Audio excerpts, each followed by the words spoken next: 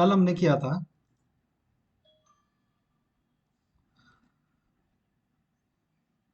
कल हमने client server architecture देखा था एक तो। ठीक। क्लाइंट सर्वर क्या होता है? क्लाइंट क्या करते हैं, रिक्वेस्ट भेजते हैं, जो कि रिक्वेस्ट जो है वो एचटीटीपी के थ्रू सर्वर तक पहुंचती है।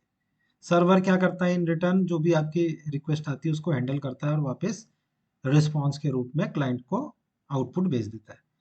तो हमारा जो मेन मकसद है वो क्लाइंट साइड पे की प्रोग्रामिंग नहीं है, ये वाली प्रोग्रामिंग हमारी नहीं है।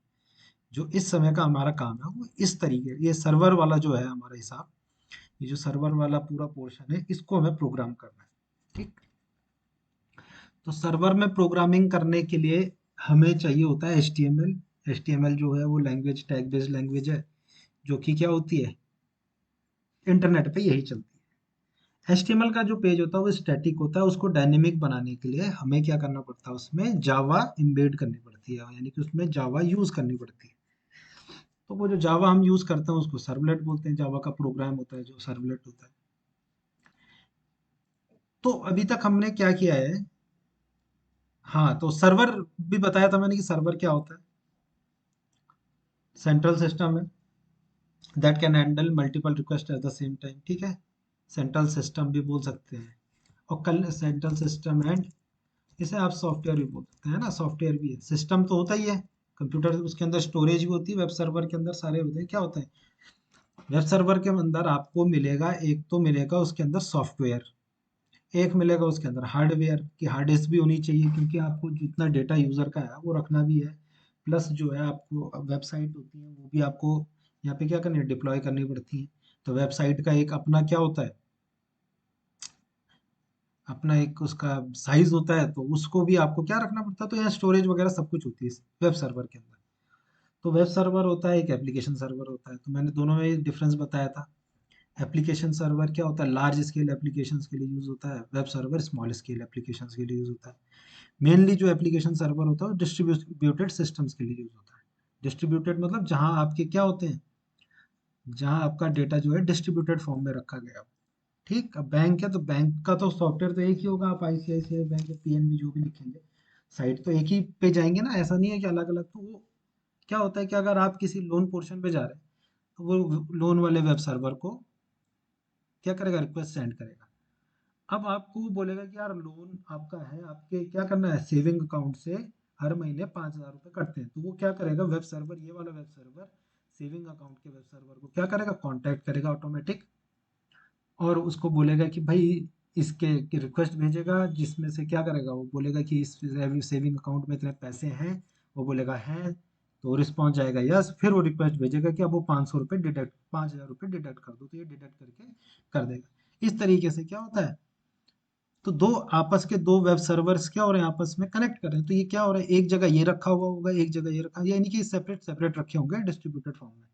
तो वो आपस में जब, तो इसमें क्या होता है कि एक वेब एप्लीकेशन सर्वर के अंदर ही क्या होती है, वेब सर्वर की तो उसके अंदर क्वालिटीज होती हैं, लेकिन उसमें कुछ एक्स्ट्रा भी होता है क्योंकि डिस्ट्रीब्यूटेड सिस्टम्स में चलता है।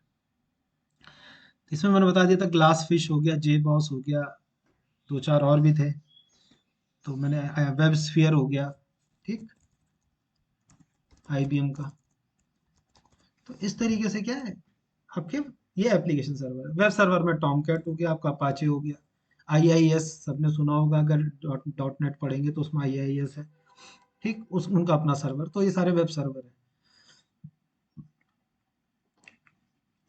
अब मैंने एप्लीकेशन बनाई थी कल, उस एप्लीकेशन को थोड़ा सा मैं इनलार्ज कर रहा हूँ कि करना क्या है, क्या हम करेंगे, है ना। तो अब हम जो है, जो हम काम करने वाले हैं उसमें हम करेंगे, कल हमने क्या किया, सबसे पहले एक login dot H T M L बनाई हमने। ठीक, login dot H T M L पे जब कोई यूजर आएगा तो उसके अंदर जो डेटा होगा, इसके अंदर हमने लिखा यूजर नेम और पासवर्ड। अब हमारा जो लॉन्ग टर्म जो गोल है वो ये है कि यहाँ से जो डेटा आएगा वो कहाँ जाएगा, आपके सर्वलेट पे जाएगा। सर्वलेट क्या करेगा इसे, सर्वलेट इसे, इस डेटा को गेट करेगा, प्रोसेस करेगा, और साथ में क्या करेगा, आगे फॉरवर्ड कर देगा। फॉरवर्ड को मतलब नेविगेट कर देगा, है ना। फिर अगर इसे जरूरत पड़ेगी तो ये डेटाबेस का भी सहारा लेगा। मीन्स यहाँ से यूजर नेम पासवर्ड आया, यहाँ पे उसने पहले वो यूजर नेम पासवर्ड को क्या किया, एक्सट्रैक्ट किया, यहाँ पे मिला, उसे गेट किया। गेट करने के बाद प्रोसेस किया। प्रोसेस करने का मतलब होगा, प्रोसेस करने का मतलब है कि भाई आपको क्या करना है, जो यूजर नेम पासवर्ड आया, जो यूजर ने दिया है, वो सही है कि नहीं। तो यानी कि उसके ऊपर ऑपरेशन परफॉर्म करने, ऑपरेशन के लिए क्या होगा, आपको डेटाबेस की जरूरत पड़ेगी। कि भाई डेटाबेस में से आप सर्च करेंगे कि भाई क्या है आपका जो यूजर नेम है, वो पासवर्ड है, वो सही है कि नहीं है। यानी कि आपको यूजर डेटाबेस से भी क्या मांगना पड़ेगा, यूजर नेम और पासवर्ड। इस यूजर नेम का पासवर्ड यहाँ से लेना पड़ेगा। तो यहाँ से भी यूजर नेम पासवर्ड मांगोगे, यहाँ से भी यूजर नेम पासवर्ड आया, उन दोनों को यहाँ पे प्रोसेस करेंगे आप। जो यूजर नेम पासवर्ड यहाँ से आया और जो यूजर नेम पासवर्ड आपके डेटाबेस से आया, वो दोनों बराबर हैं, अगर सही हैं तो क्या करेगा, उसको अगले पेज पे लेके जाएगा। उसको आप क्या ले जाएंगे, आप उसे नेक्स्ट पेज पे ले जाएंगे। अगर क्या होता है, इफ करेक्ट, तो आप उसे क्या करेंगे, दूसरे पेज पे ले जाएंगे, जो कि मैंने ऐसे ही ले लिया कोई स्टूडेंट पेज पे ले जाएंगे, student dot H T M L पे ले जाएंगे। और अगर इन केस वो क्या हुआ, इन केस वो गलत हुआ,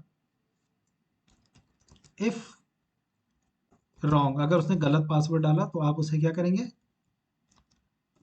error dot H T M L page पे ले जाएंगे।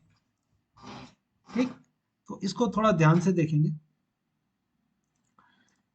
यहाँ पे क्या किया गया, यहाँ पे हमारा काम, ये सारा काम हमारा कहाँ हो रहा है, ये ध्यान देंगे। ये सारा पोर्शन हमारा जो हो रहा है, ये हमारा हो रहा है सर्वलेट प्रोग्रामिंग हो रही है, या सर्वर प्रोग्रामिंग हो रही है। कई बच्चे सोच रहे होंगे कि ये जो हम log in dot H T M L है, ये तो यूजर की तरफ को बनाते हैं, यूजर यूज कर रहे हैं ना इसे, ये बैकएंड में काम कर रहा है, इसे बोलते हैं फ्रंट एंड।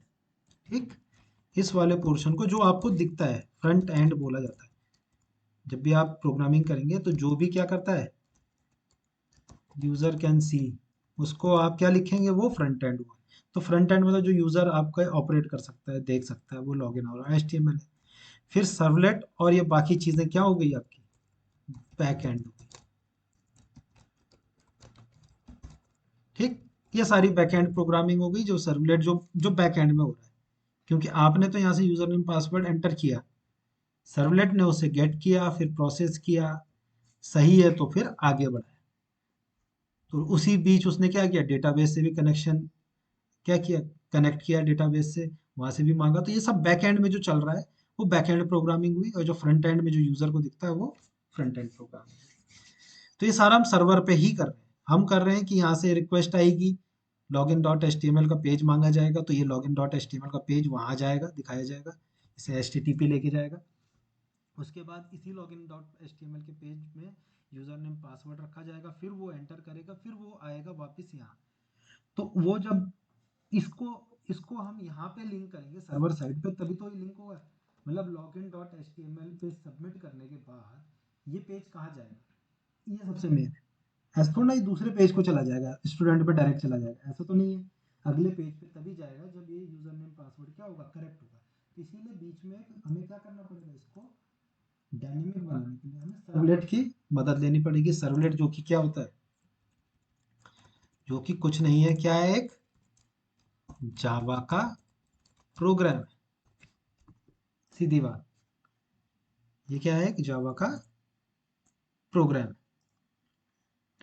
तो वो जावा का प्रोग्राम हमने कल लिखा था, login dot H T M L से हमारे पास डेटा आया था, और हमने एक गेट वाला प्रोसेस तो कर दिया था कल। गेट जो मतलब यहाँ से जो यूजर नेम पासवर्ड आया, वो हमने सर्वलेट के अंदर एक्सेस कर लिया था, ये सबको पता है। आज थोड़ा मैं सर्वलेट के बारे में बता दूं कि ये सर्वलेट होता क्या है।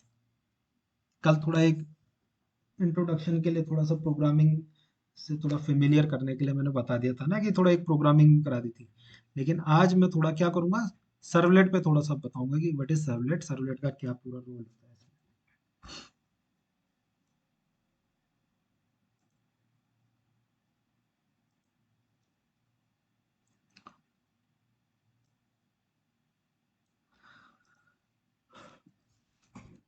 तो थोड़ा देख लेते हैं सर्वलेट क्या हुआ।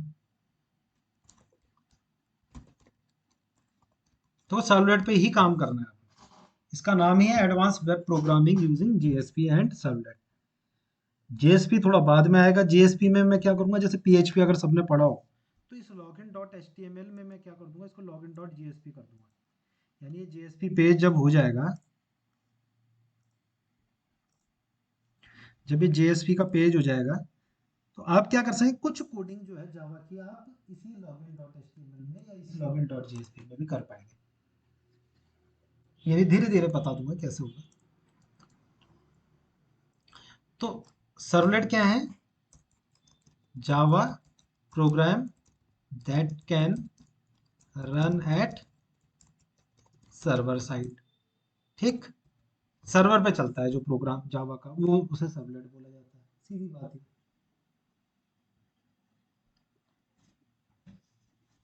ठीक है,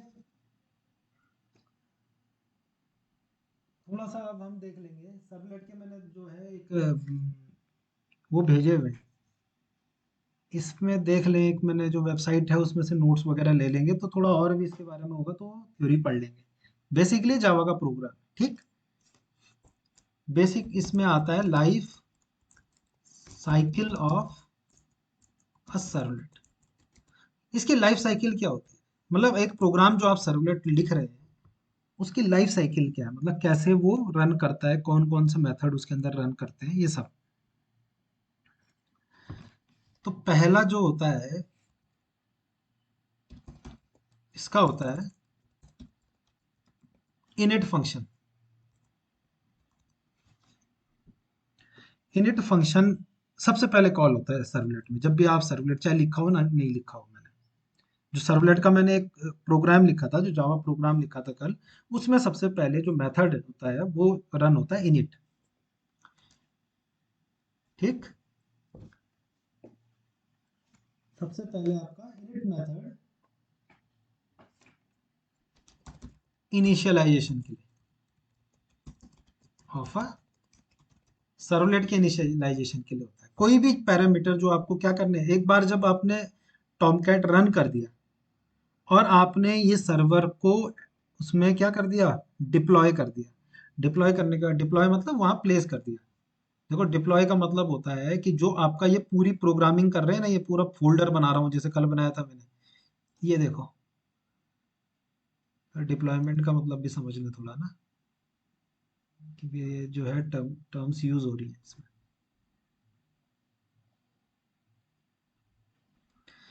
ये कल का प्रोग्राम है, ये वाला जो पूरा फर्स्ट एप्लीकेशन को मैं क्या करूंगा, इसे कहाँ डालूंगा, आपके टॉम कैट के अंदर। Tomcat is a server. यहाँ पे तो सब चीज एक साथ ही हो रही है, क्योंकि मैं यहाँ पे क्या कर रहा हूँ, क्योंकि मुझे यहाँ पे रन भी करना है प्रोग्राम को, यहीं पे कोड भी लिखना है। तो ये एक आईडी है जिसने यहीं पे आपको सुविधा दे दी कि आप टॉम कैट भी यहीं चला लें, और ये ऑटोमेटिकली डिप्लॉय हो जाएगा इसके अंदर और रन करना शुरू कर देगा। लेकिन जब आप क्या करेंगे, लाइव सर्वर पे अपने प्रोजेक्ट को डिप्लॉय करेंगे, तो इस तरीके से नहीं होगा। वहां पे थोड़े से स्टेप्स थोड़े से अलग हो जाते हैं। लेकिन ये है कि यहाँ चल गया तो मतलब वहां भी चल जाएगा, सेम बात है। तो ये क्या होता है, इस पूरी फर्स्ट एप्लीकेशन को मैंने कल एक फोल्डर बताया था टॉमकैट में, जो कि होता है वेब एप्स। वेब एप्स के अंदर इसको जैसे पीएचपी में एच टी डॉक्स होता है, उसके अंदर आप अपनी एप्लीकेशन को रखते हैं, वैसे ही इसमें क्या होता है, आप अपनी एप्लीकेशंस को कहाँ रख सकते हैं, वेब एप्स में। तो वेब ऐप में ये आप जब इसे यहाँ से कॉपी करके वेब एप्स में कॉपी कर देंगे, पेस्ट कर देंगे, प्लेस कर देंगे, तो उसको बोलेंगे डिप्लॉय।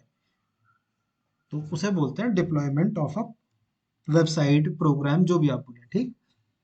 तो डिप्लॉयमेंट जब हो जाता है, तो जब सर्वर चलने लगता है, तो सबसे पहले क्या होता है, इनिशियलाइजेशन होता है।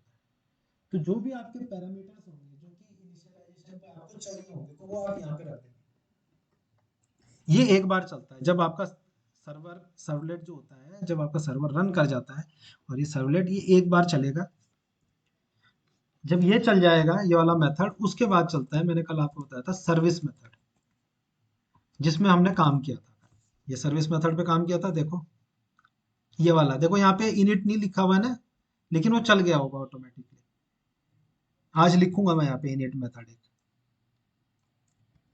तो ये लॉगिन, देखो class login servlet extend HTTP servlet, ये भी बताया जाएगा। तो इसमें क्या है कि जो ये सर्वलेट है आपका लॉगिन सर्वलेट, इसके अंदर जो यहाँ पे मेथड्स होते हैं, एक तो इनिट चलेगा, ठीक,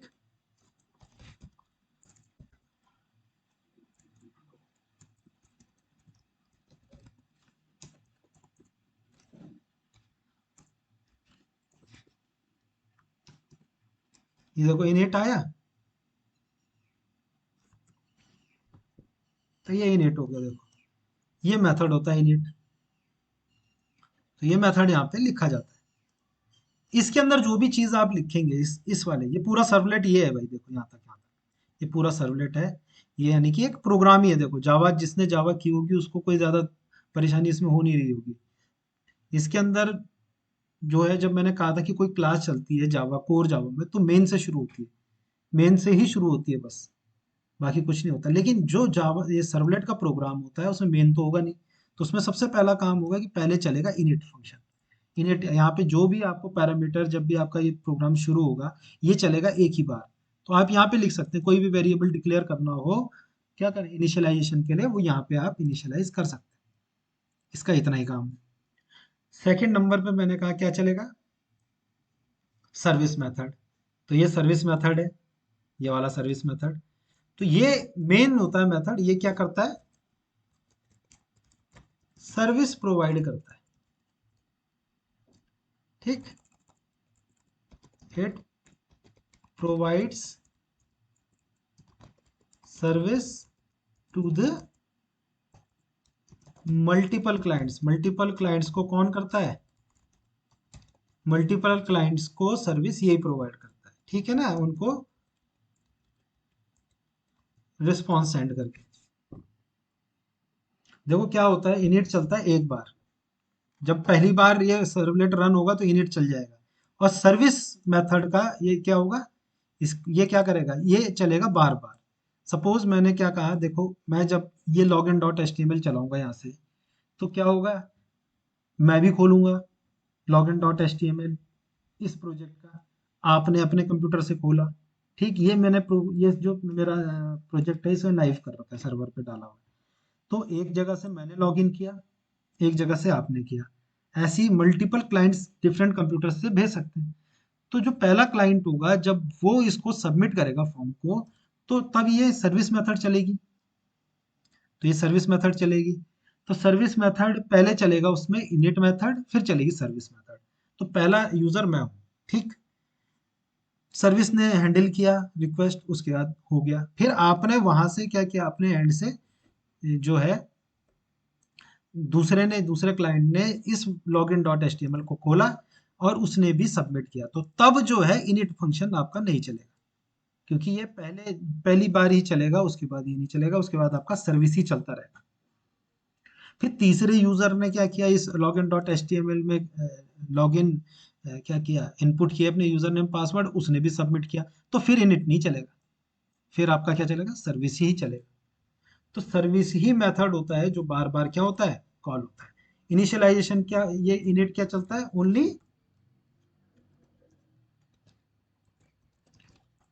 it runs only one time when the servlet get loaded in the server। और या बोल दें कि, या इसको इस तरीके से भी लिख सकते हैं, when object of the server gets created। क्या होगा, ये तो क्लास है, इसका जब तक आप ऑब्जेक्ट नहीं बनाएंगे तब तक ये चलता है। लॉगिन क्लास का ऑब्जेक्ट नहीं बनाएंगे तो ये सब कैसे आपके रन होंगे। तो ये काम टॉम कैट पे इतनी अच्छी प्रोग्रामिंग की हुई है इंजीनियर्स ने, कि ये काम हमें करने की जरूरत नहीं पड़ती, इसका इसका ऑब्जेक्ट बनाने की जरूरत नहीं पड़ती। ये ऑब्जेक्ट ऑटोमेटिकली ही कौन बना देता है, टॉमकैट आपके लिए बना के रख देता है। ऑब्जेक्ट, बिना ऑब्जेक्ट के तो काम ही नहीं होगा। लॉग एन सर्वलेट का क्या बनेगा? देखो ये ना तो स्टैटिक क्लास है कि इसका ऑब्जेक्ट ना बनाए, तो क्या होगा, लॉगिन सर्वलेट का जो ऑब्जेक्ट है वो कौन बनाएगा, आपका टॉमकैट बना के रखता है ऑटोमेटिकली। फिर उसके स्टेप्स हैं कि पहले इनिट कॉल होगा, फिर सर्विस कॉल होगा। तो सर्विस, एक बार जब पहली बार ये कॉल होगा आपका, ये सर्वलेट कोई भी करे, चाहे मैं करूँ तुम करो, जो पहला यूजर होगा वो जब एक बार सर्वलेट कॉल हो गया तो वो इनिशियलाइज हो गया। तो इसीलिए यहाँ पे यूजर का डेटा कभी नहीं रखते।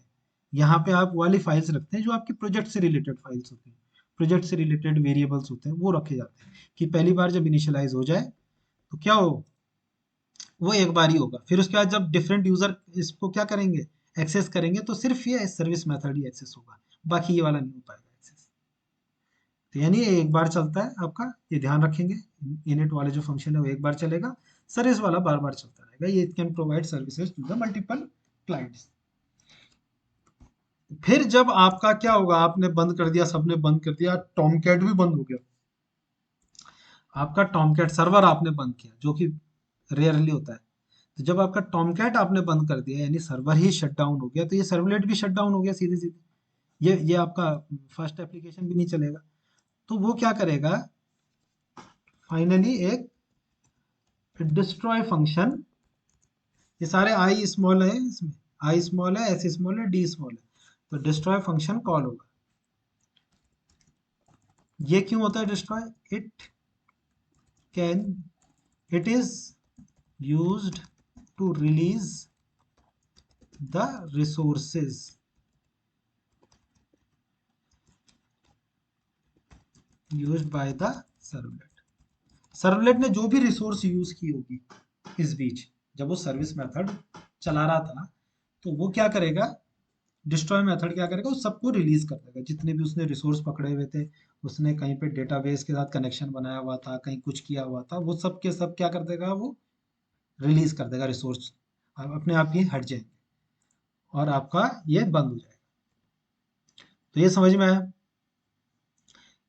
लाइफ साइकिल जो है बहुत ज़्यादा बड़ी नहीं है, तीन इसमें मेथड चलते हैं सर्वलेट के। यानी सर्वलेट जो प्रोग्राम होता है, जावा का जो प्रोग्राम है, वो क्या होगा, उसमें तीन मेथड चलेंगे। पहला इनिट, सर्विस और डिस्ट्रॉय। इनिट कब चलेगा, जब आपका क्या होगा, पहला यूजर क्या करेगा, उस सर्वलेट को यूज करेगा, या उस सर्वलेट जब भी पहली बार कॉल होगा, वो प्रोग्राम जब भी पहली बार कॉल होगा तो इनिट चलेगा उसी समय। उसके बाद दूसरे यूजर, तीसरे यूजर, हजारों यूजर यूज कर लें, वो चलेंगे क्या, वो सर्विस ही मेथड पे आएगा, ना कि इनिट मेथड। तो वो सर्विस मेथड ही कॉल करेंगे। और जब आपका सब ये सर्विस मेथड का काम खत्म हो जाएगा, या आप सब टॉमकैट को ही बंद कर देंगे, तो वो सारे रिसोर्सेज जो उसने ऑक्यूपाई किए थे, वो सारे के सारे क्या कर देगा, रिलीज कर देगा। तो ये इसके लाइफ साइकिल है। तो यहाँ पे मैंने सर्विस किया ना, तो ये आता है आपके क्वेश्चन पेपर में कि भाई ये बताएं आप कि सर्वलेट क्या होते हैं और उसकी लाइफ साइकिल आप बताएं। तो आप इसको थोड़ा सा इलेबोरेट करेंगे, जो मैंने यहाँ पे लिखा है इसको आप इंटरनेट पे भी सर्च करेंगे, और जो मैंने बताया अपने शब्दों में लिखेंगे, और हो सकेगा तो इसका एग्जाम्पल सहित भी आप क्या करेंगे, एक सर्वलेट का एग्जाम्पल इस प्रोग्राम के रूप में आप बना सकते हैं। कैसे होता है, तो पहले ये वाला चलेगा, तो ये दिखा भी देंगे।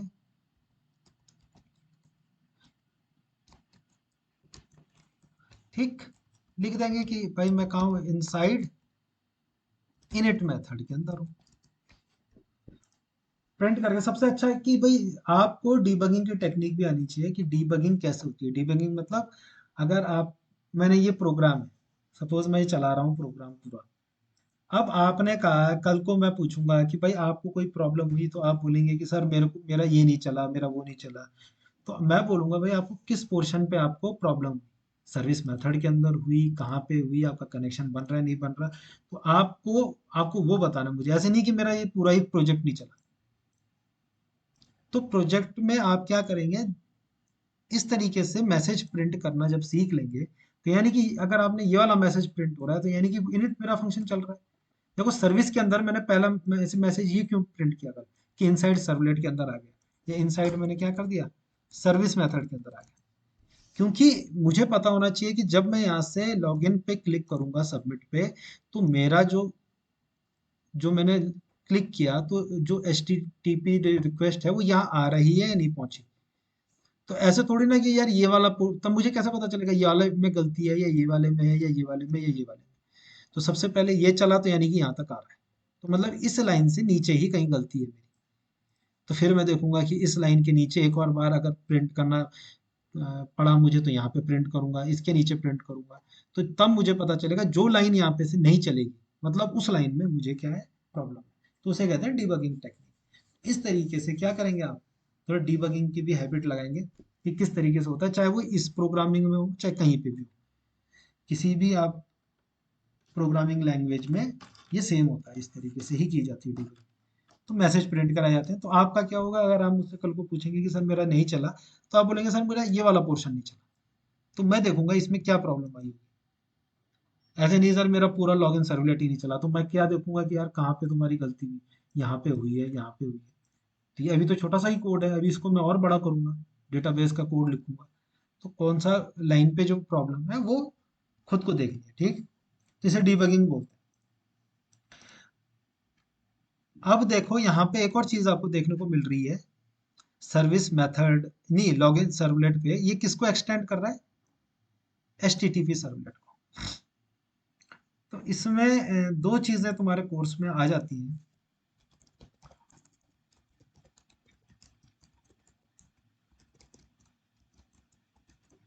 क्वेश्चन आता है generic servlet versus H T T P servlet, इनके बीच में जो है डिफरेंस वगैरह हम लिखने को आता है। क्या होता है,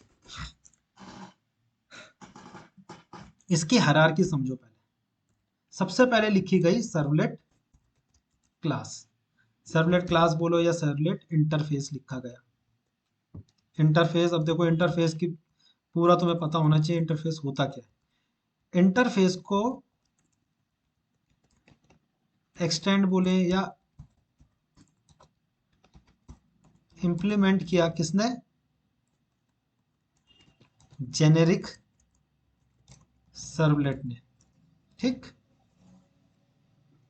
और जेनेरिक सर्वलेट क्या है, एक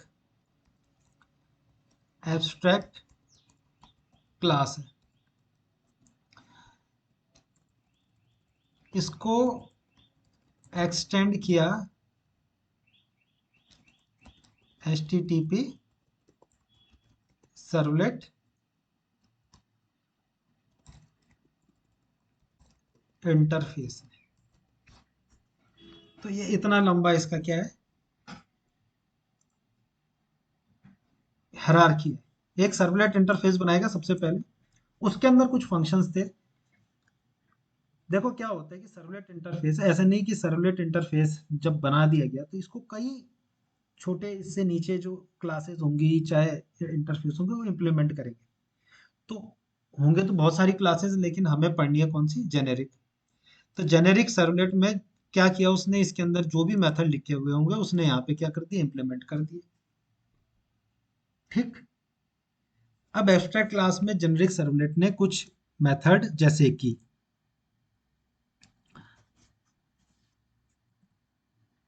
ये ये क्लासेस जो है,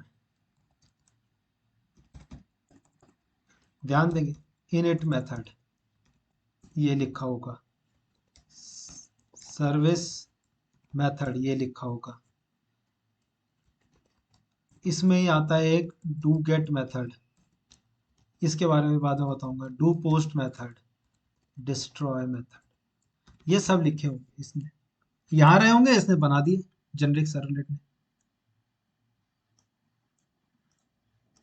और यही चीज क्या हुई, देखो इसने क्या हुआ, ये अब ये सबको समझ में आ जाना चाहिए, ये यहाँ पे इसका सिग्नेचर रहे होंगे, इसने यहाँ पे ये जेनरिक सर्वलेट ने ये लिख दिए अपने हिसाब से। अब जो जेनरिक सर्वलेट है उसमें वो एब्स्ट्रैक्ट क्लास है। एब्स्ट्रैक्ट क्लास मतलब इसमें मेथड भी होंगे और सिग्नेचर्स भी होंगे कुछ। ठीक, तो जेनरिक सर्वलेट को भी कई सारी क्लासेस क्या कर रही होंगी, एक्सटेंड कर रही होंगी। तो ये सबके लिए कॉमन होता है, सारे सर्वलेट के लिए, इंटरफेस के लिए। ठीक, इसको एक्सटेंड किया इसने H T T P interface ने। ये इंटरफेस, ये क्लास होगी,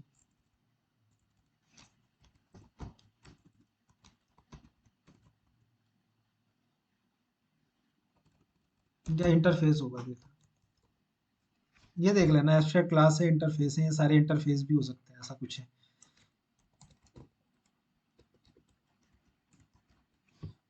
तो इसके बाद क्या हुआ, ये सारे मेथड इसने इसको भी दे दिए, जितने लिखे हुए हैं ये इसने इसको भी दे दिए कि भाई तुम भी क्या करो, इन्हें इम्प्लीमेंट करो।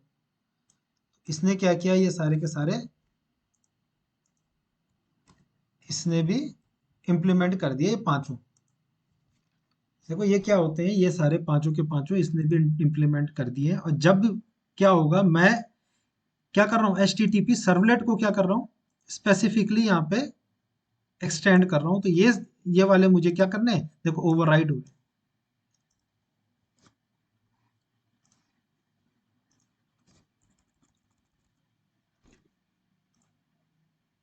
तो यानी कि ये एक क्लास है। तो ये इंटरफेस है, यानी कि जो इसको एक्सटेंड करेगा, इसके अंदर थे जेनरिक सर्वलेट के अंदर ये सारे फंक्शंस थे, जो इसको एक्सटेंड करेगा यानी कि वो क्या करेगा, इन सारे फंक्शंस की डेफिनेशन लिखेगा अपने पास। सीधी बात है, ये इंटर इनहेरिटेंस का कंसेप्ट है। तो ये सारे इन्हें service, do get, do post, destroy, इसने अपने यहाँ H T T P servlet class में भी लिखे गए, ये पांचों के पांचों। ठीक, ये पांचों के पांचों यहाँ पे लिखे गए हैं। अब जो इसको एक्सटेंड करेगा, इस क्लास को,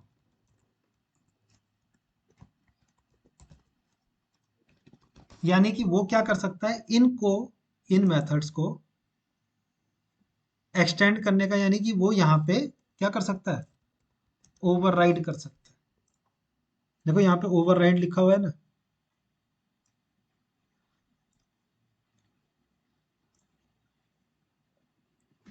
तो इसको इस तरीके से समझे, यहाँ पे कुछ आपने ये फंक्शंस लिखे गए थे, इनकी बॉडी नहीं थी, सीधे लिखे गए होंगे।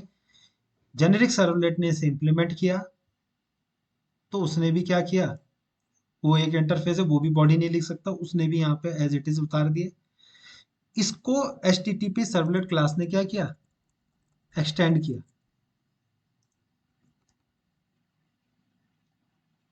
एक्सटेंड किया चाहे इंप्लीमेंट किया, ठीक।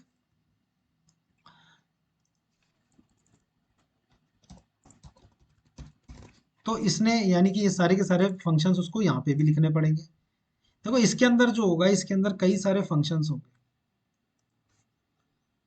थोड़ा इसको यार तुम्हें और डिटेल में सिखाया जाए तो।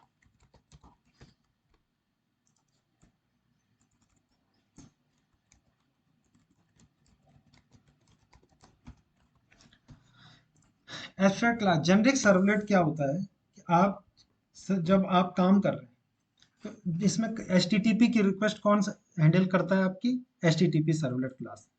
इसीलिए मैंने इसको क्या किया, एक्सटेंड कर दिया, यानी कि इसके अंदर जितने फंक्शंस होंगे मैं वो यहाँ क्या कर सकता हूँ, अपने इस क्लास में उसको लिख सकता हूँ, ठीक, और यूज भी कर सकता हूँ।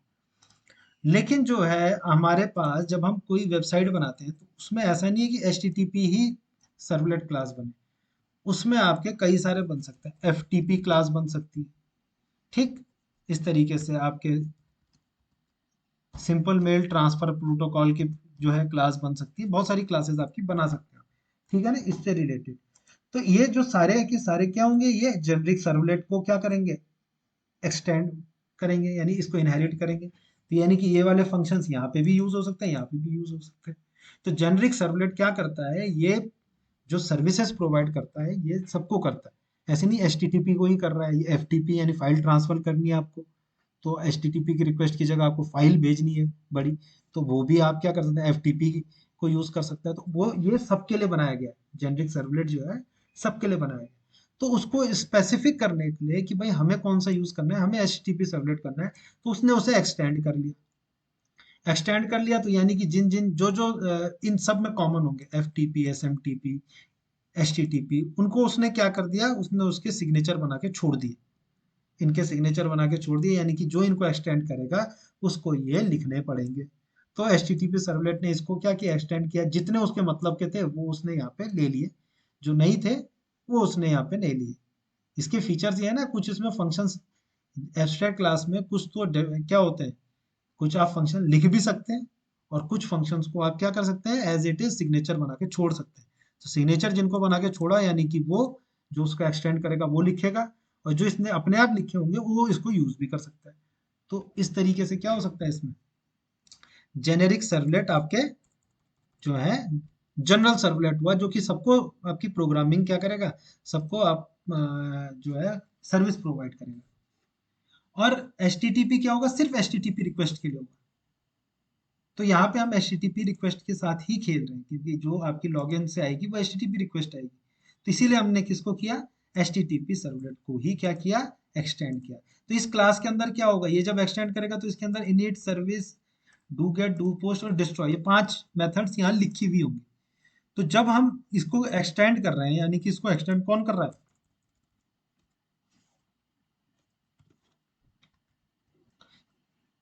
इसको जो एक्सटेंड कर रहा है वो कर रहा हूं मैं, यानी कि लॉगिन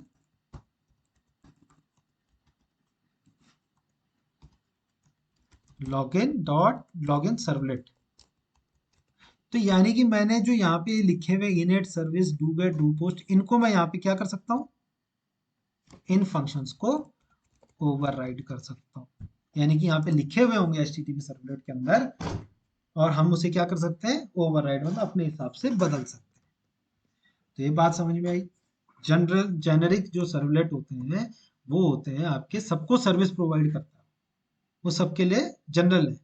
तो उसको स्पेसिफिक बनाने के लिए, क्योंकि एचटीटीपी जो सर्वलेट होता है वो स्पेसिफिक है, एचटीटीपी रिक्वेस्ट हैंडल करने के लिए बनाया हुआ है। ये आपकी एचटीटीपी, एफटीपी, एसएमटीपी सारी रिक्वेस्ट हैंडल कर सकता है कौन, जेनेरिक सर्वलेट। लेकिन एचटीटीपी किसके लिए, सिर्फ आपका एचटीटीपी वाली जितनी भी प्रोटोकॉल्स होंगे उसके जो भी रिक्वेस्ट और रिस्पॉन्स होंगे वो यहाँ पे हैंडल होंगे। तो इस क्लास के अंदर ये सारे फंक्शंस लिखे गए हैं, जिसको हम आगे क्या करते हैं, ओवरराइड करते हैं अपने हिसाब से। तो ये इस तरीके से इसका क्या है, सर्वलेट का, जेनरिक सर्वलेट और एचटीटीपी सर्वलेट में डिफरेंस है। तो इसके कुछ पॉइंट्स होते हैं जो आप पढ़ के क्या कर लेंगे, लिख लेंगे अपने आप। तो इसमें से इनिट मैं बता चुका हूँ, सर्विस मेथड बता चुका हूँ, डिस्ट्रॉय बता चुका हूँ, डू गेट और डू पोस्ट अब बताना बाकी रह गया, वो भी बहुत जल्द बता दूंगा।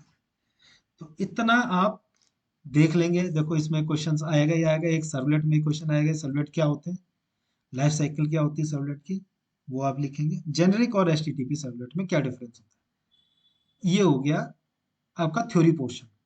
अब आते हैं आपके इस प्रोग्राम में, इसको आगे लेके चलते हैं। इसमें एक और चीज थोड़ा सा मैं बता देता हूँ, डिप्लॉयमेंट डिस्क्रिप्टर, ये होती है आपकी web dot X M L, पहले लिखी जाती थी, अब रिसेंटली जब जो नया जो इसका वर्जन आया है आपका सर्वलेट का, उसमें ये लिखी नहीं जाती है, ये web dot X M L. देखो डिप्लॉयमेंट डिस्क्रिप्टर क्या होता है, जब आपने आपने बनाया लॉगिन, आपका जो वो है फ्लो है, जो वेबसाइट में जो फ्लो है वो है login dot H T M L. यहाँ से आपकी रिक्वेस्ट जाएगी किसको, ये यूजर को मिला, यूजर ने यूजर नेम पासवर्ड डाला, आपका सर्वलेट को गया, कौन से सर्वलेट को जा रहा है, लॉगिन सर्वलेट के पास जा रही है रिक्वेस्ट, ये इसके अंदर प्रोसेस कर रहा है। ठीक, और उसके बाद अगर सही है तो किस में जा रहा है, अगर सारा डेटा सही है तो student dot H T M L में जाएगा, और अगर गलत है तो कहाँ जाएगा, error dot H T M L. ठीक, ये हमारा फ्लो है अभी तक का। तो यहाँ पे क्या होगा जब आप, और ये सब काम काम कहाँ हो रहा है, सर्वर साइड पे हो रहा है सारा काम, सर्वर में मतलब टॉम कैट के अंदर हो रहा है सारा काम। तो जब ये टॉम कैट के अंदर हो रहा है ये सारा काम, login dot H T M L, login servlet, और ये सब अपने फ्लो बनाया छोटा सा, तो इसके अंदर टॉम कैट के अंदर आपके इट कंटेन्स मल्टीपल सर्वलेट्स। ठीक, इसके अंदर आपके ऐसा नहीं होगा लॉगिन सर्वलेट ही बना रखा आपने। आपने लॉगिन सर्वलेट बनाया, आपने स्टूडेंट के डेटा को क्या करने के लिए, स्टूडेंट में फिर आपने डेटा बनाया, स्टूडेंट में डेटा भरा उसका, और उसको क्या किया, डेटाबेस में आपने प्लेस किया। तो स्टूडेंट के डेटा, स्टूडेंट जो पेज मिला आपका HTML, यहाँ पे स्टूडेंट अपनी डिटेल्स फिल करेगा और वहाँ पे क्या करेगा, वो सबमिट करेगा। तो उसकी सारी डिटेल कहाँ जानी चाहिए, डेटाबेस में जानी चाहिए। तो वो जो डेटाबेस में भेजेगा, यानी कि स्टूडेंट डॉट HTML के बाद भी क्या होना चाहिए, अगर ये सही है तो यहाँ पे क्या जाना चाहिए, इसको डेटाबेस भेजने के लिए एक और फाइल लगेगी, स्टूडेंट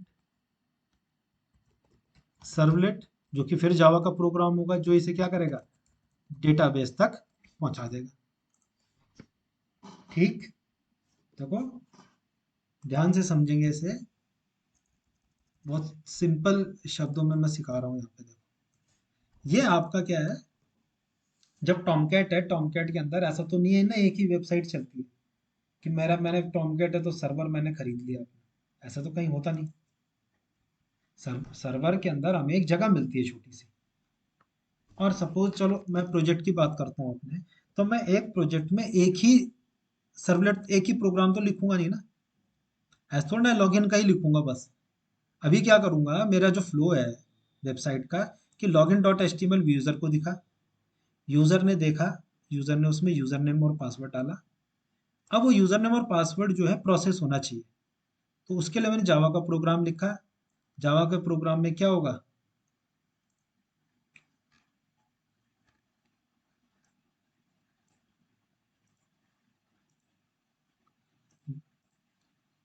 जावा के प्रोग्राम में वो यूजर नेम और पासवर्ड आपका क्या होगा, मैच होगा। अगर मैच होता है तो उस पेज को लेके जाएगा कहाँ, student dot H T M L के पास। यानी कि आपने जब लॉगिन किया तो आपको क्या होगा, अगर सही है तो आपको ले जाएगा आपके रजिस्ट्रेशन पेज पे, ये student dot H T M L page पे। Student dot H T M L में क्या है, एक फॉर्म बना रखा है जिसमें स्टूडेंट अपनी डिटेल फिल करता है।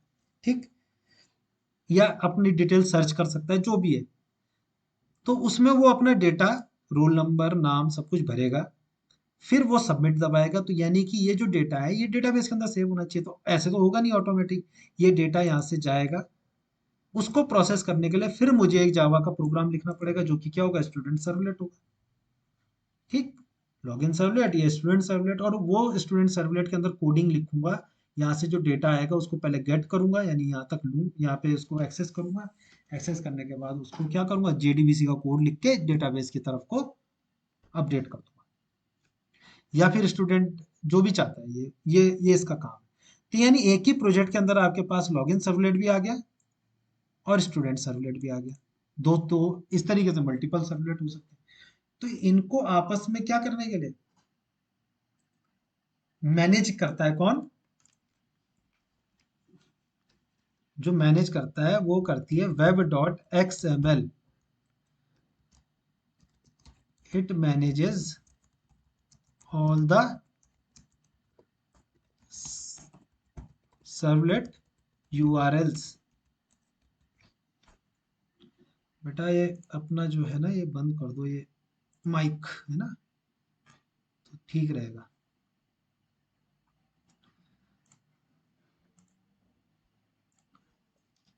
तो ये क्या करता है, सारे सर्वर मतलब, ये क्या करेगा, ये एक XML फाइल होगी।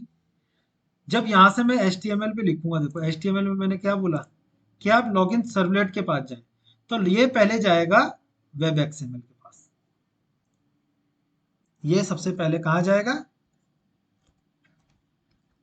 वेब डॉट XML के पास जाएगा। जो क्या करेगा, जिसने क्या किया होगा, जो आप यहाँ पे लिख रहे हैं लॉगिन डॉट सर्वलेट, ये इसको मैप करेगा किसके साथ, इस सर्वलेट के साथ।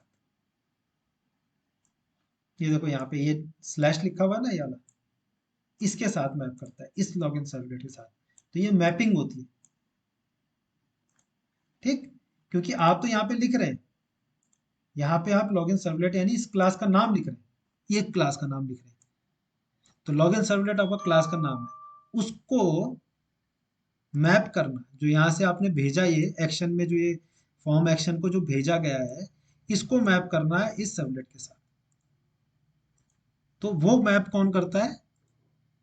ऐसे तो नहीं है login dot H T M L में मैंने लॉगिन सर्वलेट लिखा, लॉगिन सर्वलेट को मैं मैप कर दूं स्टूडेंट सर्वलेट, तो स्टूडेंट के पास लेके जाएगा।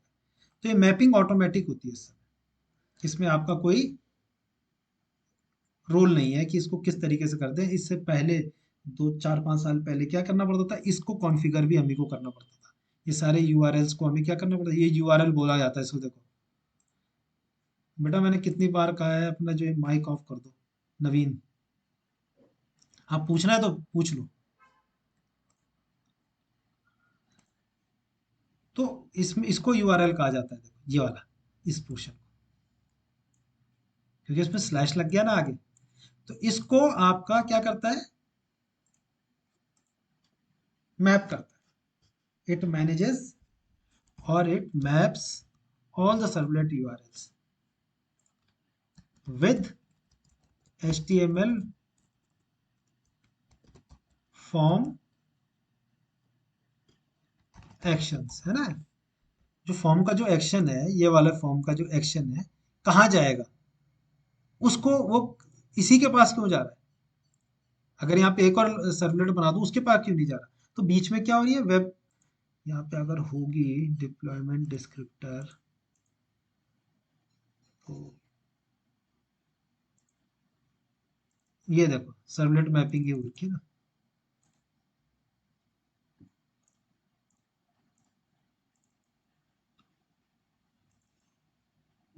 अब ये इस तरीके से मैप हुआ करती है। तो इसमें भी दिख तो कुछ नहीं रहा, वेब डॉट एक्सएमएल है, ऑटोमेटिक होती है। ये इसने देखो लॉगिन सर्वलेट के साथ लॉगिन सर्वलेट को जोड़ रखा है, देखो ये इस तरीके की मैपिंग होती है। अब इसको देखने की जरूरत नहीं है, लेकिन ये पता होना चाहिए कि डिप्लॉयमेंट डिस्क्रिप्टर होता है क्या। डिप्लॉयमेंट डिस्क्रिप्टर क्या करता है, आपका वेब एक्सएमएल होती है, web dot XML XML file होती है, जो कि मैनेज करती है, मैप करती है जितने भी सर्वलेट की यूआरएल्स होती हैं, उनको एचटीएमएल फॉर्म की यूआरएल्स, ठीक, एक्शन से। और ऐसे ही जब आपने student dot H T M L में सबमिट का बटन दबाएंगे, तो यहाँ पे भी एक वेब एक्सएमएल चलेगी। वेब एक्सएमएल क्या करेगी, वो सेम वेब एक्सएमएल ये वाली यहाँ चलेगी। इसके अंदर क्या होगा, जो आप यहाँ पे एक्शन देंगे, वो स्टूडेंट सर्वलेट के साथ क्या होगी, मैप पूरी की होगी। तो इसको थोड़ा सा समझ लें, ठीक। अब यहाँ पे ये तो मेरा चलने लगा था, ठीक है। अभी देखेंगे ये भी चलेगा, देखो ये भी चलेगा इस समय। अब क्या करते हैं, यहाँ तक के सबको समझ में आ गया था। अभी मैं जेडीबीसी का कोड नहीं लिख रहा हूँ, मैंने कल जो है इसी टेलीग्राम पे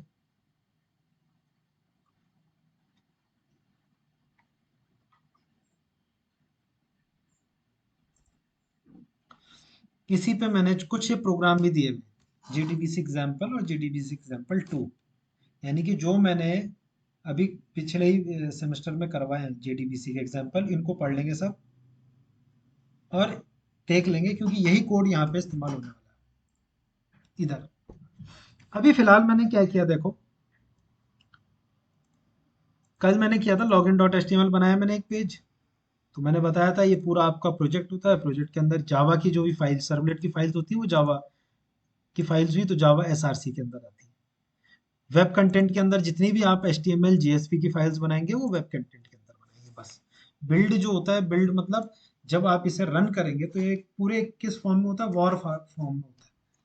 जो ये आपका प्रोजेक्ट होता है, इसको आप जब डिप्लॉय करते हैं, जो आप अपने, तो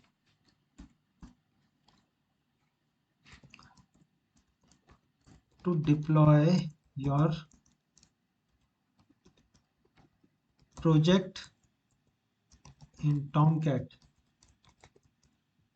you need a dot war file, ठीक। एक वॉर फाइल होती है, वॉर फाइल मतलब होता है वेब आर्काइव। जैसे जार का मतलब होता था ना, डॉट जार, कहीं पे फाइल लिखा हुआ हो तो वो होता है जावा आर्काइव। अरे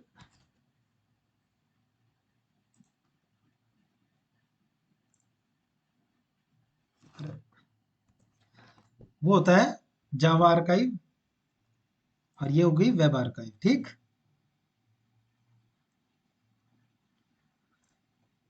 मतलब जितने भी आपके ये सारा आप काम कर रहे हैं, देखो इसके अंदर ये भी है, ये भी है, ये भी है, ये भी है, इसके अंदर लाइब्रेरीज हैं, ये सब है, एचटीएमएल, इन सबको इकट्ठा करके क्या बना देता है वो, रार फाइल होती है, जैसे रार फाइल होती है, जिप फाइल में कन्वर्ट कर देता है पूरे को, इस पूरे प्रोजेक्ट को।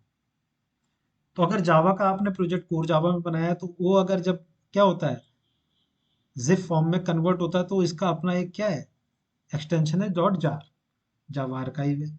इसी तरीके से जब आप कोई वेब एप्लीकेशन को क्या करेंगे, जिप फॉर्म में ऑटोमेटिक कर लेगा ये। तो जब इसको कन्वर्ट करेंगे तो उसको बोलेंगे वॉर, WAR, वेब आर्काइव बोलेंगे। तो इन सब के अंदर जो जो आपके HTML है, ये सब क्या करते वो एक फॉर्म फोल्डर में जिप कर देगा, और उसको आपको क्या करना है, सीधे सीधे डिप्लॉय करना है उस फोल्डर को।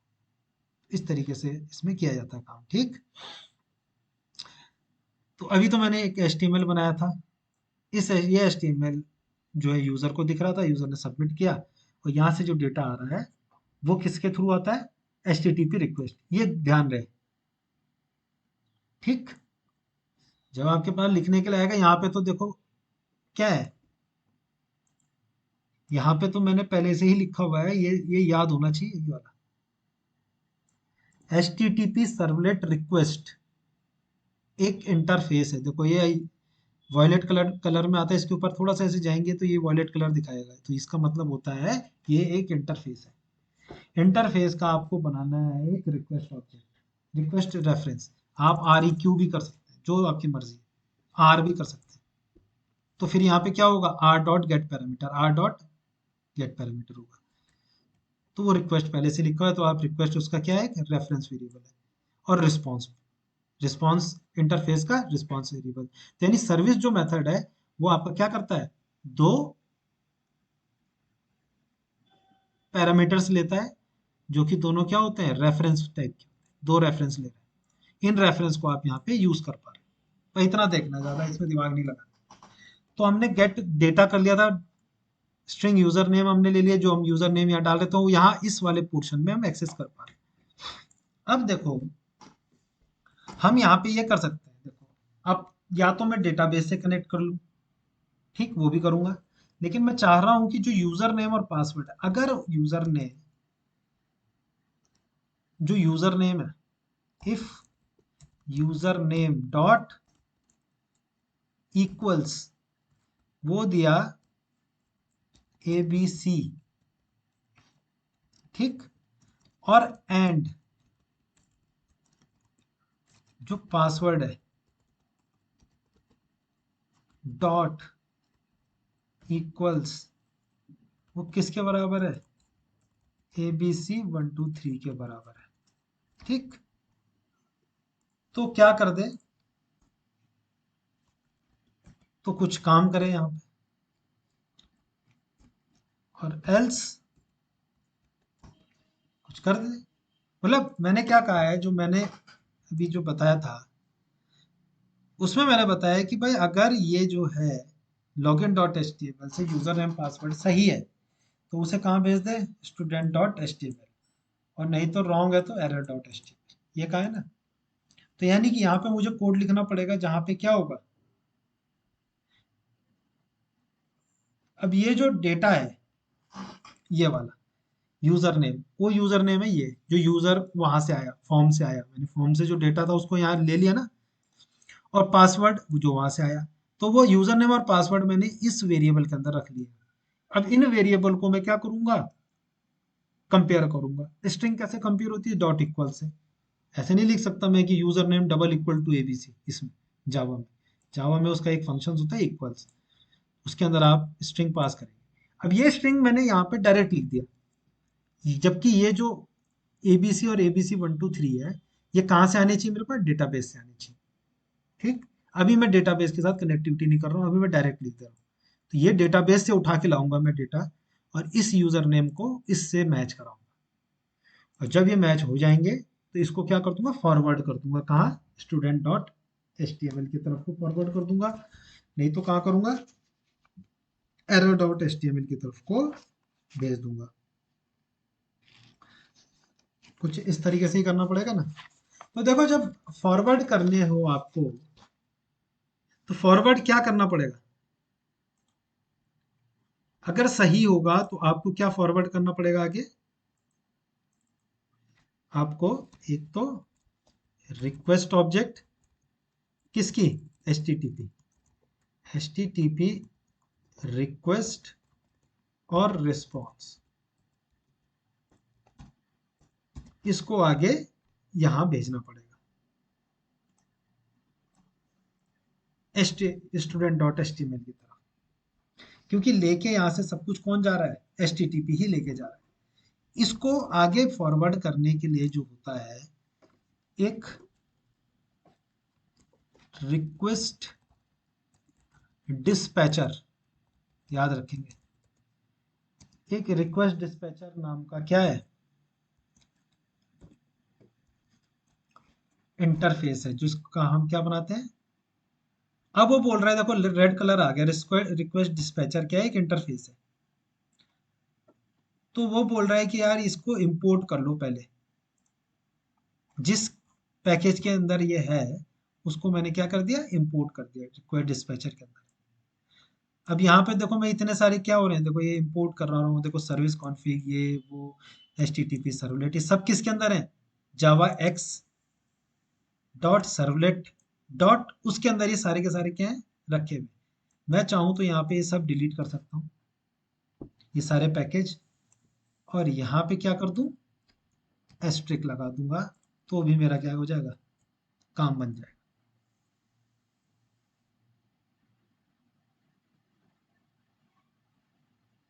ठीक, लेकिन जैसे है वैसे ही रहने देते। ठीक, तो ये सारे क्या हो गए आपके? इस कोड को याद कर लेंगे।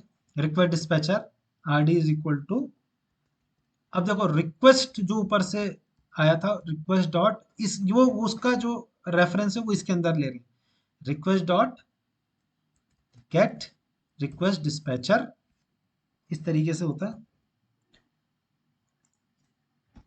ये मेथड है, देखो दो लाइंस में भी लिख सकते थे। ठीक, रिक्वेस्ट डिस्पैचर आरडी एक रेफरेंस बनाया, आरडी को अंदर किसका रेफरेंस लिया? रिक्वेस्ट डॉट गेट डिस्पैचर का। गेट डिस्पैचर जो होता है, रिक्वेस्ट डिस्पैचर, इसको आपको एक पैरामीटर देना पड़ता है कि आप किस पेज की तरफ भेजना चाह रहे हैं। आप भेजना चाह रहे हैं इसे student dot H T M L की तरफ, तो क्या होगा? ये आरडी में स्टोर हो जाएगा। और आरडी आप क्या करेंगे? आरडी डॉट फॉरवर्ड करेंगे रिक्वेस्ट और रिस्पॉन्स। तो ये क्या करेगा? इन तीन लाइनों से क्या कर देगा? Student dot H T M L page पे आपको पहुंचाएगा, और साथ ही साथ ये रिक्वेस्ट और रिस्पॉन्स लेके भी चल जाएगा।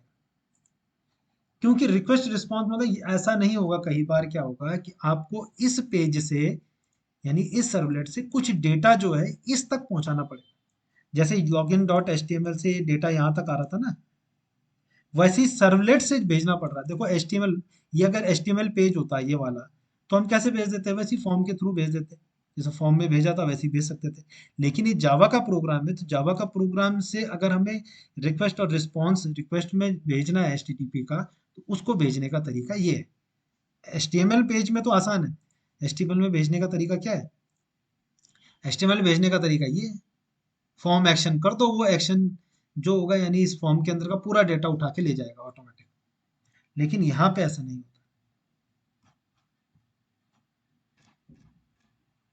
यहाँ पे क्या करेगा?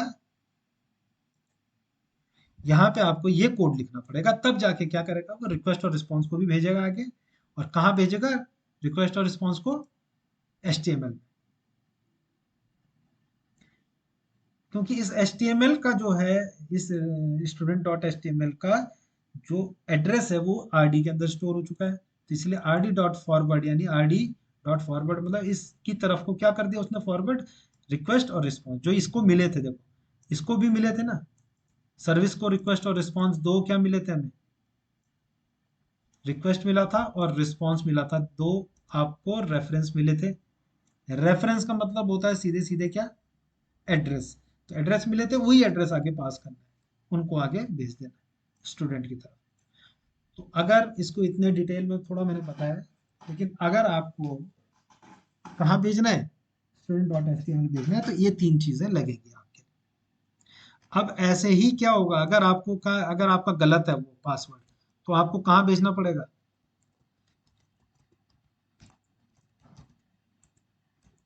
ठीक, आपको कहाँ भेजना पड़ेगा, error dot H T M L, तो आर डी सेम वही होगा, request dot get request dispatcher, और कहाँ भेजेंगे आप, जो आपका एच टी एम एल का पेज होगा वहां भेजेंगे, R D dot forward request और रिस्पॉन्स को आप भेज देंगे। अब रिक्वेस्ट और रिस्पॉन्स यही वाले रिक्वेस्ट रिस्पॉन्स है। अगर यहाँ पे आर क्यू और आर एस होता तो यहाँ पे भी हम क्या करते, आर क्यू और आर एस भेजते, यहाँ पे आर क्यू आर एस लिखते हर जगह। रिक्वेस्ट से हम एक्सेस कर रहे हैं तो वहाँ ये रिक्वेस्ट आप अपनी मर्जी से यहाँ पे चेंज कर सकते हैं, ये वाला। जैसे रेफरेंस वेरिएबल कुछ भी आप ले सकते हैं, इट इज अ वेरिएबल, वो एक वेरिएबल है, तो उसका नाम आप कुछ भी दे सकते हैं, बस नेमिंग कन्वेक्शन के अंडर आना चाहिए, उसके ही अंडर में आना चाहिए, मतलब जो आप नेमिंग कन्वेंशन देते हैं उससे हट के नहीं होना चाहिए। तो इस तरीके से आप इसे भेज देंगे। अब देखो ये पेज तो हमारे पास बना ही नहीं है ना, अब ये पेज बना होता तो वहां भेजेगा, तो इसको बना लेता हूँ मैं। देखो अब मैं क्या बनाना चाह रहा हूँ, student dot H T M L बनाना चाह रहा हूँ, तो कहाँ बनेगा, वेब कंटेंट के अंदर, न्यू, और यहाँ पे H T M L file बना देते हैं। इसको मैं लिख देता हूँ क्या, student dot H T M L, ठीक। अब यहाँ पे मैं कुछ नहीं करता हूँ, यहाँ पे स्टूडेंट डिटेल्स लिख देते हैं ना, टाइटल लिख देते हैं। बॉडी में मैं कुछ नहीं करना चाह रहा हूँ, बॉडी में हेडिंग लिख देते हैं,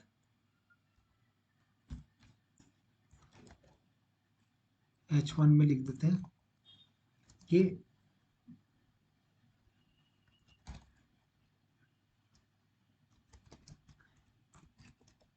student dot H T M L में हम आ गए भैया, सीधी बात, ठीक। तो अब देखते हैं हमें करना क्या है, सबसे पहला काम होगा H T M L, log in dot H T M L. Log in dot H T M L जैसे ही हम क्या करेंगे, चलाएंगे, यूजर चलाएगा इसे, वैसे ही वो लॉगिन सर्वलेट कॉल हो जाएगा। लॉगिन सर्वलेट के अंदर क्या हो रहा है, इसके अंदर जावा का प्रोग्राम लिखा गया है। पहले यहाँ से जो वैल्यूज आ रही हैं उसको रिट्रीव की गई, यहाँ पे वैल्यूज, इन वैल्यूज को मैंने क्या कर दिया कि अगर ये दोनों क्या है, इसके और इसके बराबर है, जो वहां से वैल्यू आई वो एबीसी, और जो पासवर्ड आया वो एबीसी 123 के बराबर है, तो स्टूडेंट में भेज दे, नहीं तो एरर में भेज दे, एरर बनाया नहीं मैंने, ठीक। तो मेरे को सही देना पड़ेगा, तभी वो स्टूडेंट डॉट एचटीएमएल के पास, जैसे ही ये सही होगा तो ये ऑब्जेक्ट इसका रेफरेंस बनेगा, रेफरेंस से क्या बनेगा, रिक्वेस्ट डिस्पैचर जो क्लास है उसमें आपका क्या होगा, student dot H T M L की तरफ को वो क्या कर देगा, फॉरवर्ड कर देगा रिक्वेस्ट और रिस्पॉन्स दोनों। अब ये रिक्वेस्ट रिस्पॉन्स वहां पे चले जाएंगे student dot H T M L, तो student dot H T M L के अंदर क्या हो जाएगा, एच टी टी पी का रिक्वेस्ट और रिस्पॉन्स पहुंच जाएगी। और ये पेज आपके अंदर आपने क्या किया, ये पेज क्या आपका अभी स्टैटिक पेज है, इसके अंदर मैंने ये लिखा हुआ है तो यही दिखा देगा लिखा हुआ। तो एक बार इसको रन करके देख लेते हैं, चल रहा है नहीं चल रहा है, इसमें राइट क्लिक करेंगे, run as, run on server देखें करेंगे, ठीक। अब ये आ गया देखो, अब देखो यहाँ पे पहली बार चला ना ये, अभी देखो इसमें इनिट फंक्शन चला होगा देखो, अभी जब मैं वहां से सर्वलेट पे आऊंगा तो देखना क्या चलेगा। अभी कंसोल पे क्या हुआ, सर्वर स्टार्ट हो गया, कंसोल को मैं क्लियर कर देता हूँ, ये बटन से क्लियर होता है देखो, क्लियर कंसोल। तो ये जो अभी अभी जो ये लॉग फाइल आई, ये कौन सी लॉग फाइल आई, जो आपका सर्वर चला। अगर सर्वर में ही प्रॉब्लम होगा तो यहाँ पे कुछ प्रॉब्लम्स आ जाएंगी कि आपका सर्वर नहीं चला, तो कौन से लाइन पे क्या एरर है वो यहाँ पे बता देगा, किसी का सर्वर नहीं चलेगा तो।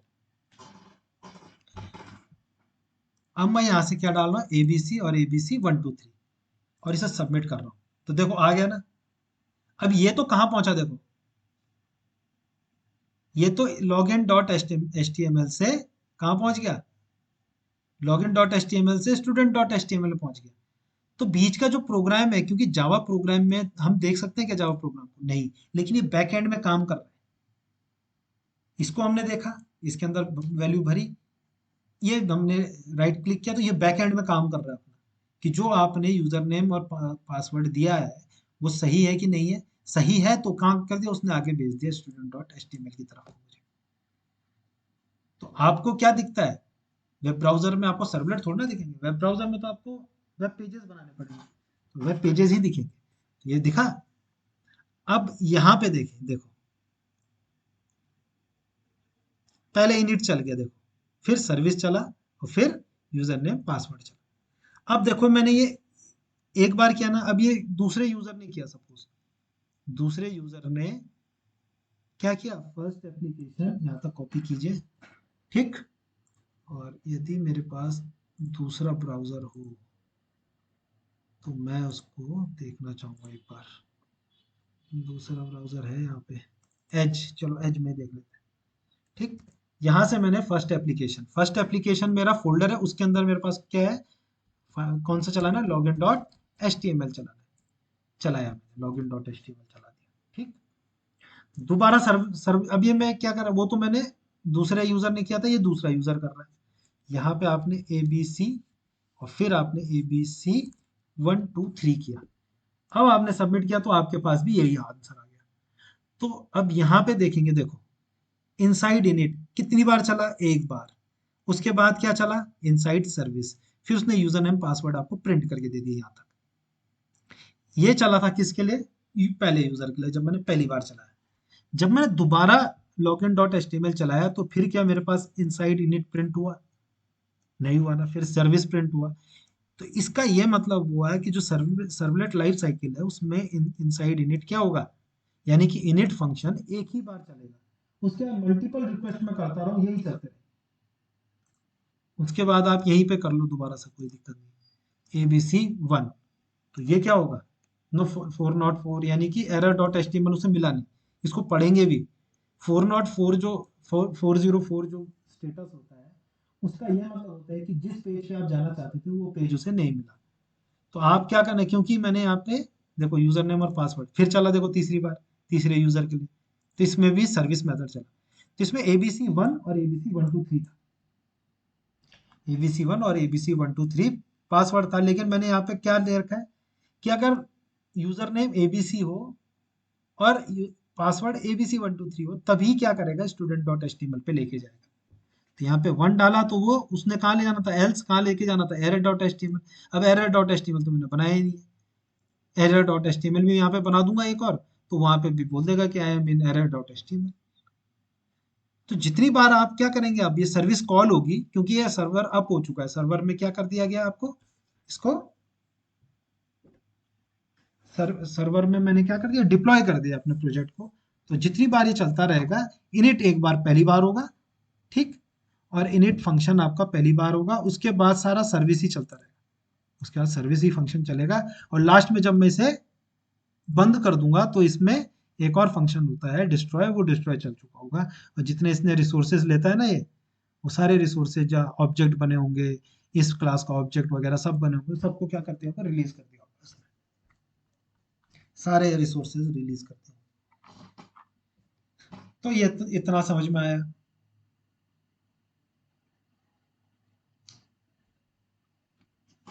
अब मैं क्या करूंगा, यहाँ पे तो मैंने ये ले लिया, यहाँ पे मैं क्या करना चाह रहा हूँ, यूजर का जो डेटा है डेटाबेस से लेना चाह रहा हूँ मैं। यहाँ पे मैं जेडीबीसी का कोड लिखने वाला हूँ। और जेडीबीसी से जो मेरा जो डेटाबेस से उठ के जो यूजर नेम और पासवर्ड आएगा उसको मैच कराना चाह रहा हूँ, ठीक। तो देखो इसके लिए क्या करेंगे, थोड़ा सा मैं बता दूं, कोड मैं कल लिखवाऊंगा सारा काम। इसके लिए आपको जरूरत पड़ेगी, अच्छा यहाँ तक सबको समझ में आ गया ना। तो इसके लिए जो आपको जरूरत पड़ेगी जेडीबीसी के लिए, अब मैं क्या करना चाह रहा हूँ, ये सब हो गया। अब मैं इस पोर्शन में लॉगिन डॉट सर्वलेट जो है,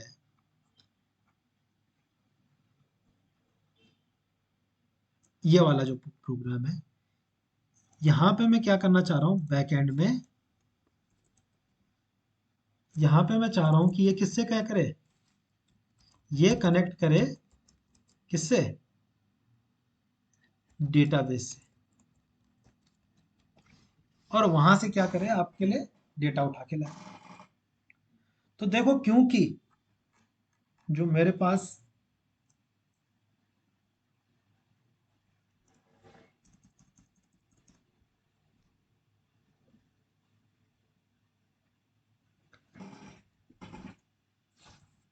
पास इस समय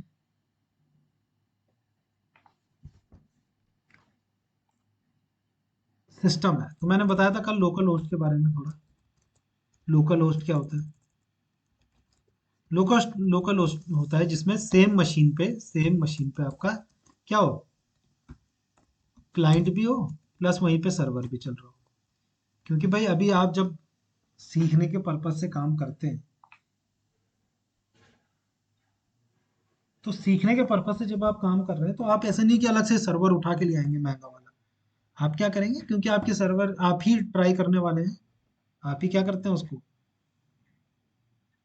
टेस्ट करते हैं अपनी वेबसाइट को, तो एक ही मशीन में क्या करते हैं, क्लाइंट और सर्वर दोनों रहते हैं। क्लाइंट मतलब ब्राउजर, सीधी बात है, और सर्वर पूरी मशीन के सारे रिसोर्स यूज कर रहा होगा टॉम कैट। ठीक। तो अब क्या होगा जब ये सब काम हो जाता है, तो इसी मशीन में जो आपकी लोकल होस्ट मशीन है, जो आपका एच टी टी पी काम करता है, ठीक, जो एच टी टी पी काम करता है वो करता है पोर्ट नंबर 80 पे। डिफरेंट पोर्ट्स होते हैं, वो पोर्ट नंबर 80 पे काम करता है एच टी टी पी। यानी कि आप क्या करेंगे, देखो, एच 80 पे जो काम करता है आपका टॉम कैट का जो सर्वर है वो आपका पोर्ट नंबर 80 पे काम करता है, और जो एच टी टी पी की होती है रिक्वेस्ट वो 80 पे होती है। ध्यान रहेगा थोड़ा सा बस। तो अब हमें क्या करना है, माई एसक्यूएल सर्वर भी लगाना है। इसी सिस्टम पे जो लोकल होस्ट है उसी पे आपको क्या चलाना है, एक माई एसक्यूएल का सर्वर भी चलाना है। देखो, दो तरीके से आप माई एसक्यूएल डेटाबेस बना सकते हैं। एक तो आप अपनी मशीन पे लेके चलें। देखो, जब आप कोई रजिस्ट्रेशन करते हैं किसी वेबसाइट में, तो ऐसा तो नहीं है कि वो जो आप रजिस्ट्रेशन करते हैं वो डेटाबेस आपके सिस्टम पे होता है। वो सेंट्रलाइज्ड एक डेटाबेस होता है, जहाँ आपका डेटा क्या होता है, सेव होता है। तो वो भी किस में रखा रहता है, पूरा माइस्क्यूएल का जो डेटाबेस है वो भी सर्वर पे ही रखा जाता है। इसका अलग से एक सर्वर होता है, जो कि पोर्ट नंबर किस में करता है बाय डिफॉल्ट, 3306 पे करता है शायद, इस तरीके से। तो इसके लिए आपको करना क्या है, सीधी बात तो ये है कि आपने जैम्प इंस्टॉल करना है। सबने किया हुआ है जैम्प? यहाँ पे जैम्प है, ये रहा जैम्प, XAMPP। देखो, इसमें क्या क्या चीजें आपको मिलती हैं, देखो, अपाचे मिलता है। अपाचे क्या है, फिर एक सर्वर है, देखो, जैसे टॉमकैट सर्वर है वैसे ही अपाचे भी सर्वर है। अपाचे जो सर्वर है वो किसके लिए है, पीएचपी के लिए। ठीक, ये पीएचपी के लिए यूज किया जाता है। इसमें माई का सर्वर मिलता है आपको, देखो टॉमकैट का भी मिलता है यहाँ, जो मैंने इंस्टॉल नहीं किया। तो टॉमकैट का, तो इसमें थोड़ा हार्ड हो जाता था। तो इसको मैंने सिर्फ क्या किया हुआ है, माई एसक्यूएल का सर्वर इसमें आपको बाय डिफॉल्ट मिलता है। आपको क्या करना है, माई एसक्यूएल का सर्वर स्टार्ट कर देना। देखो, माई एसक्यूएल का सर्वर स्टार्ट हो गया है, और कौन से पोर्ट नंबर पे हुआ है, 3306। तो इस पोर्ट नंबर पे आप जैसे ही कभी भी इसे क्या करते हैं,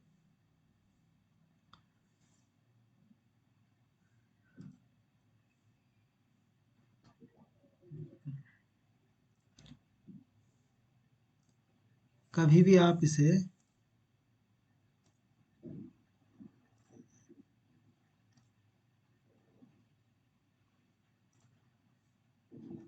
ये चलाना, तो ये चलता है आपका कितने पे, अगर आपने चलाया तो ये इंटरनली किस पे चला होगा, 33066 पे चला होगा। जैसे मैं लिखता हूँ ना, लोकल होस्ट 8080 चलाता हूँ, वैसे यहाँ पे 3306 चलाया जाए तो वो क्या चलेगा, अभी तो फिलहाल ही चल नहीं रहा है, तो वो 3306 पोर्ट पे क्या चलेगा, माई एसक्यूएल चलेगा। अब आप चाहें तो इसको क्या करें, यहीं से आप इसमें क्या कर सकते हैं, एक नया डेटाबेस बना सकते हैं। सबको डेटाबेस बनाना आता ही होगा, इसमें किस तरीके से बनता है। देखो मैंने एक न्यू डेटाबेस बनाया जिसका नाम ITNNGR रखा।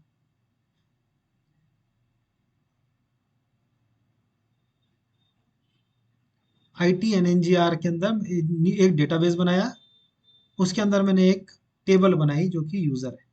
ठीक, अब यूज़र टेबल के अंदर जो है, मैंने क्या किया,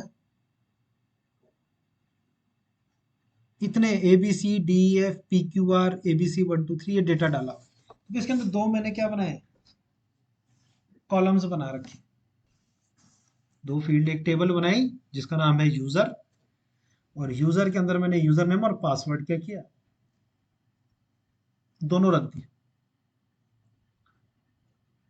दो कॉलम बनाए और उसके अंदर मैंने ये स्टोर किए, एक ये तीन, जो इसमें क्या कहते हैं,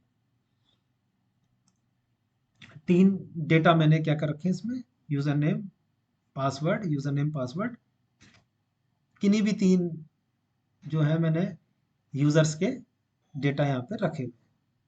तो ये डेटाबेस आप बना लेंगे, सब इससे फेमिलियर होंगे। नहीं आएगा तो मैं कल बना के दिखाऊंगा एक, इस तरीके से आप ये डेटाबेस बना लेंगे। अब ये डेटाबेस कहाँ चल रहा है आपका, इस वाले पोर्ट नंबर पे चल रहा है। तो इस पोर्ट नंबर से मुझे यहाँ पे क्या करना पड़ेगा, कनेक्ट करवाना पड़ेगा। तो यहाँ पे JDBC का कोड लिखूंगा।